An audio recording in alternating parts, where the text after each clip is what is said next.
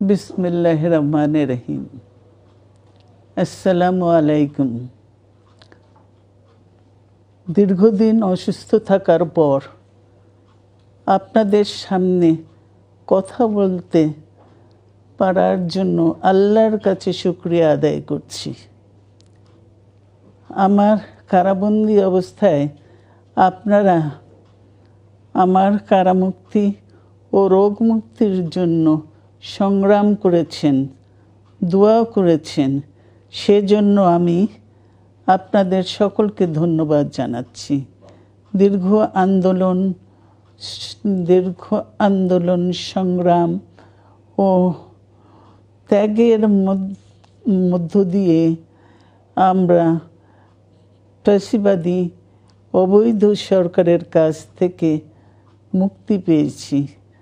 আমি আন্তরিক ধন্যবাদ জানাতে চাই আমাদের বীর সন্তানদের, যারা মরণপণ সংগ্রাম করে এই অসম্ভবকে সম্ভব করেছে। শত শত শহীদদের জানাই শ্রদ্ধা। এ বিজয় আমাদের নতুন সম্ভাবনা নিয়ে এসেছে। দীর্ঘদিনের নজিরবিহীন দুর্নীতি,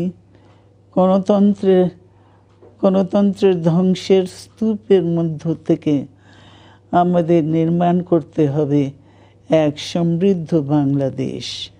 ছাত্র তরুণরাই আমাদের ভবিষ্যৎ।